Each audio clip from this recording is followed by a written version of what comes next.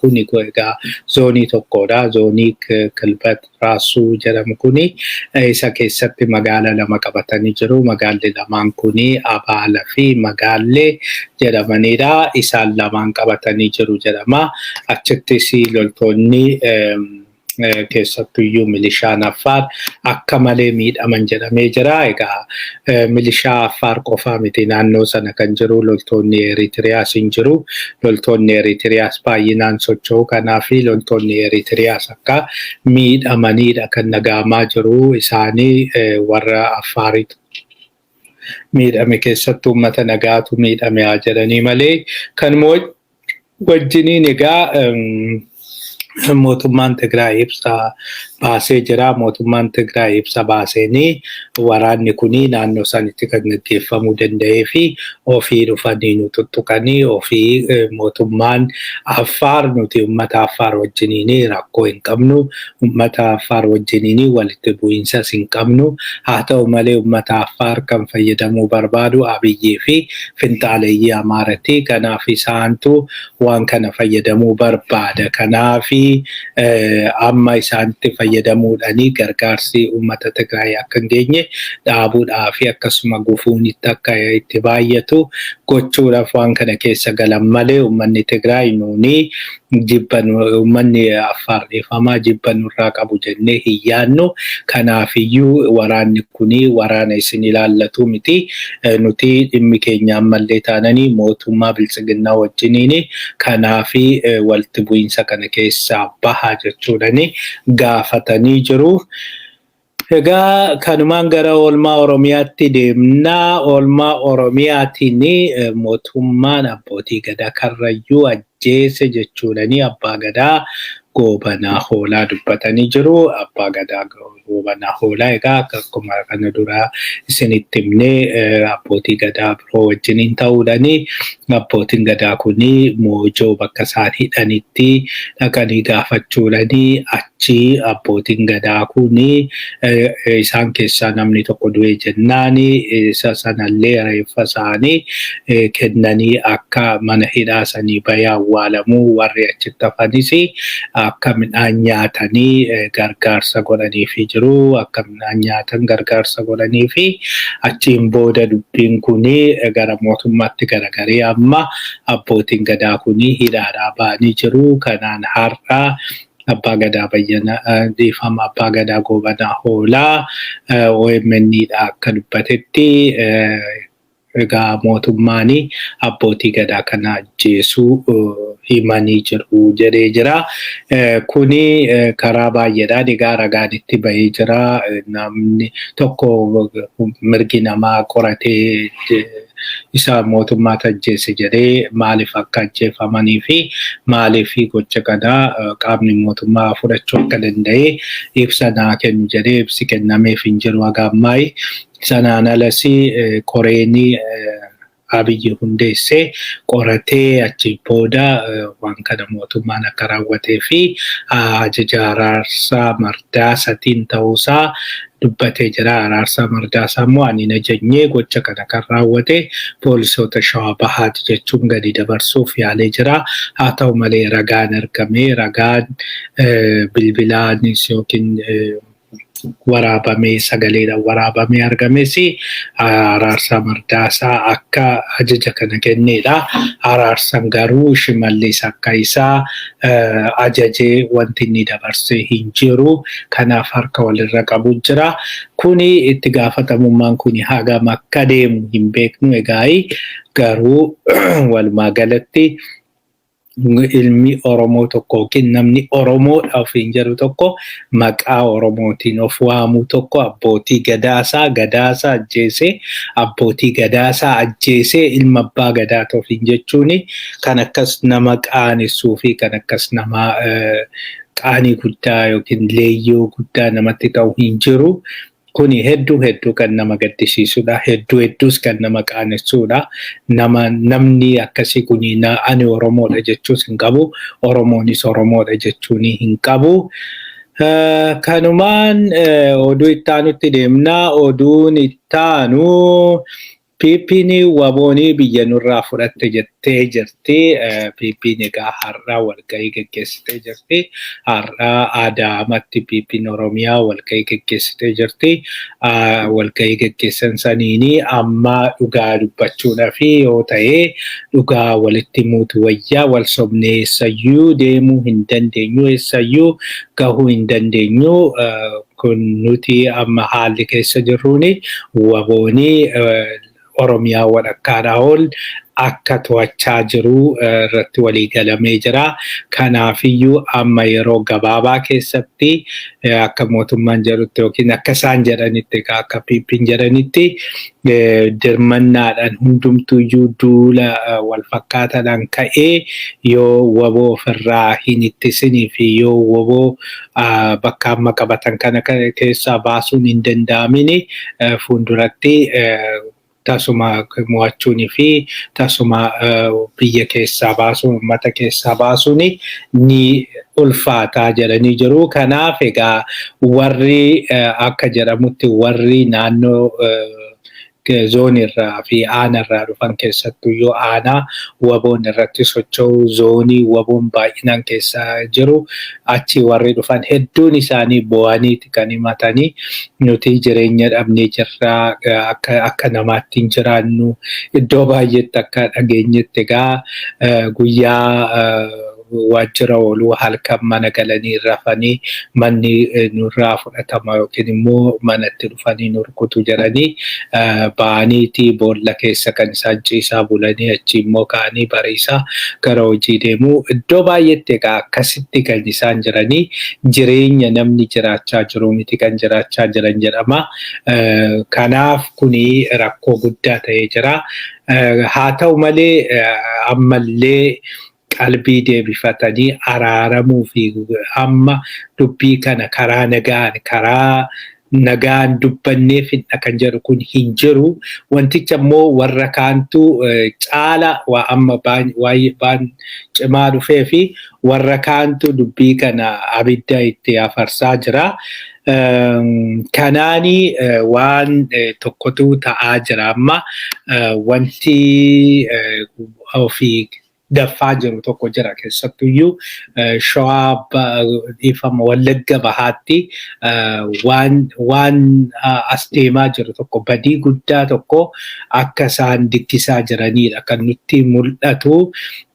Amma galgala kana Tamasgan Xurunaa miidiyaadhaa fi waan tokko ergee jiraatti ka biyyattiitirraa jedhee miidiyaan inni ergeef miidiyaa Oromootiif hin ergine miidiyaa warra Amaaratiif ergee miidiyaa warra Amaaratiif akka ergetti amma nuti namni 6 qabamee jira. Nama 6 aggataman kana nama 6 kana keessaa namni 5 barattoota namni tokko immoo daldalaadha jedheeti kan inni baase.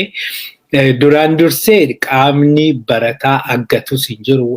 Barataan wanti aggatamuufis hin jiru. Sababni inni barataan aggatamuufis hin jiru. Barataa namni aggatus hin jiru. Daldalaas nama nagaa namni aggatu hin jiru. Namni jechuun waraanni seera qaba. Waboon immoo waraana. Waraanni kun seera beeka. Seera waan beekuuf akka seerri addunyaa eeyyamutti deema malee otoo nama siviilii hundumaa inni qaba yookiin immoo siviilii aggatee achiin booda waa argachuudha jedhee jiraate silaa yoona gande amma aanaa yookiin godinaalee 20 moo maal qabdi Oromiyaan isa keessaa godinaalee 12 moo maal keessatti bal'inaan socho'a. Amma yeroo kanatti actually godinni waboon keessa hin jirre jiru 20 keessatti iyyuu socho'aati kan inni jiru. Kanaafi kuni waan amansiisuu miti. Haa ta'u malee akka Tamasgan Xurunaa jedhetti isatti qabachuudhanii humna federaalaa garasitti ergaa jiru. Kana jechuun immoo uummata rukutuudhaaf deemaa jiru. Kana dura egaa kaleessa isinitti himnee jirraa milishoonni Amaaraa naannoo Amaaraa gara Oromiyaa galanii rukutaati kan isaan jiran nama nagaati kan isaan rukutaa jiranii nama nagaa bira darbanii aana irratti godina irratti nama rukutaati kan isaan jiranii akka achi keessaa nutti manitti yeroo baay'ee warri bulchan kun godina hanga godinaati jalqabee baay'ee rakkatanii jiru. Tokko uummanni miidhamaa jira. Uummanni isaan ni bulchina jedhan maatii isaanii dabalatee isaan dabalatee hoogganaan yookiin immoo qaamni hooggansa mootummaa yeroo baay'ee milishoota fi warra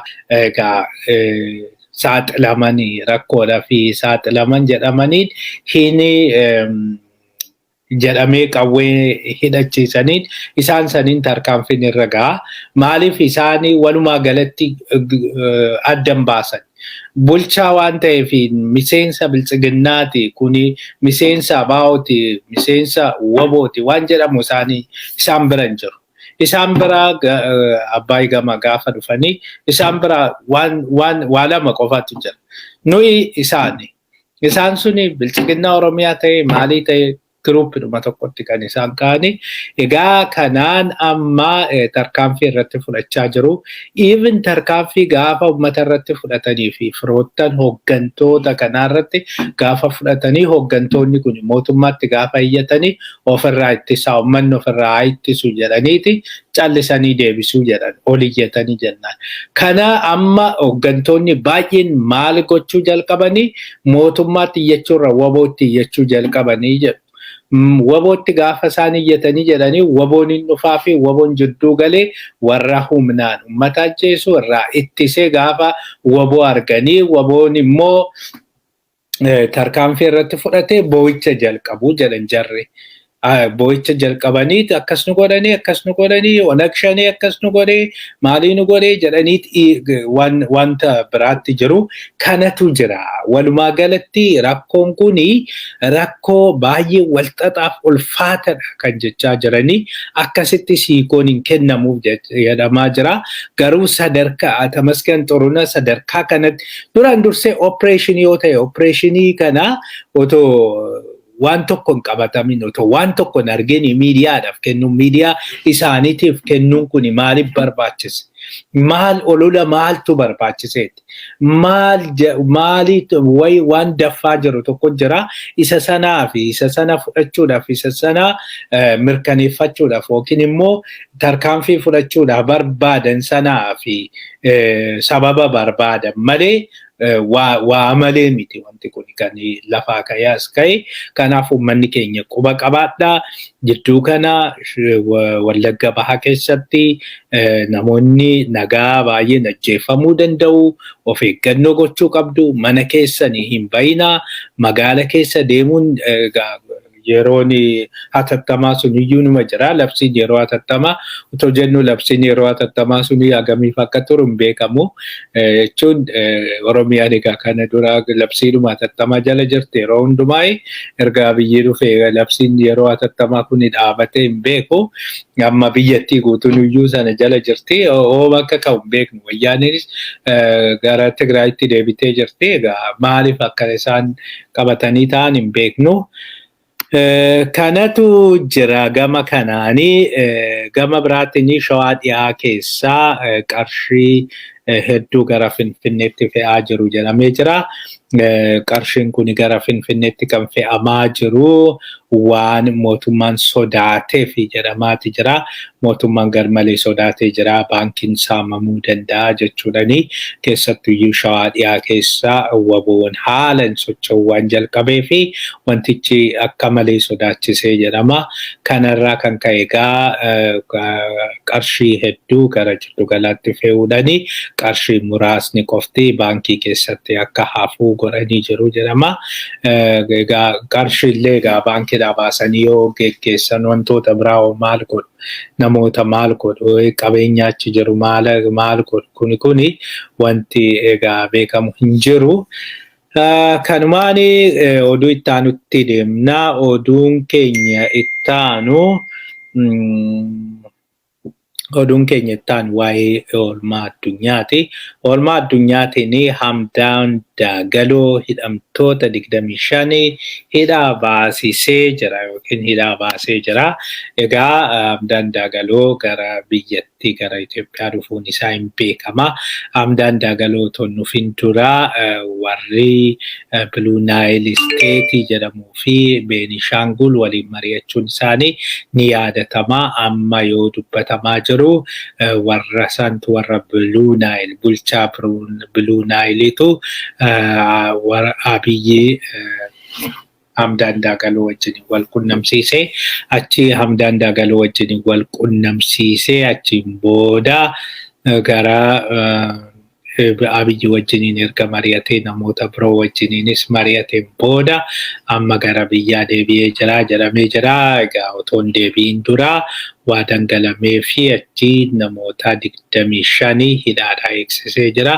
Namoonni kun karaa Itoophiyaa keessa galuudhaanii akkasumas humna yookiin dhaabbata bilisa baasaa Beenishaangul deeggartan jechuudhaanii gara Suudaaniitii Itoophiyaa keessa galtanii jechuudhaanii Itoophiyaan kan hiitee ture isaan suni asoosatti hidhamanii ture amma garuu gadhiifamanii gara biyya isaanii akka deeman jedhamee jira. Kanaan Hamdaan Daagaloo waa argate jechuudha.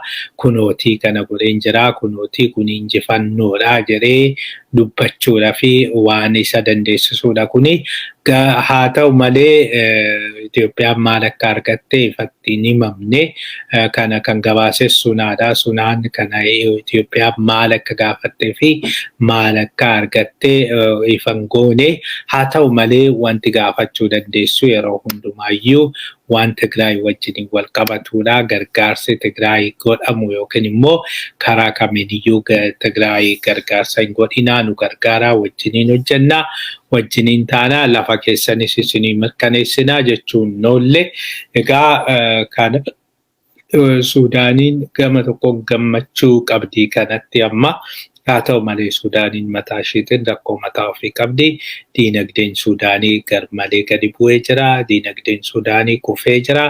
Otoo jennu diinagdeen biyyattiis kufee jira. Hunda caalaa infleeshinii irratti kan daataa hojjetu dhaabbanni Statistiksii Itoophiyaa ji'a lama walitti aansee Statistiksii yookiin daataa infleeshiniin akkamitti akka guddachaa jiru hin dhiyeessine. Kun immoo yeroo jalqabaatiif jedhama. Erga hundaa'ee yeroo jalqabaatiif jedhama. Maaliif daataa kana daataan kuni baay'ee barbaachisaadha. Namni daataa hin qabaatu taananii himaammanni ba'uu hin danda'u. Daataan kuni namoonni biyyattiin ekonomistoonni akkasumas namoonni biizinasii mataa isaatiin biyyattiin garamitti akka deemaa jirtu diinagdeen garamitti akka deemaa jiru kan godhanidha. Kanaaf kuniyya kana ajaa'ibaati jedhamaa jira.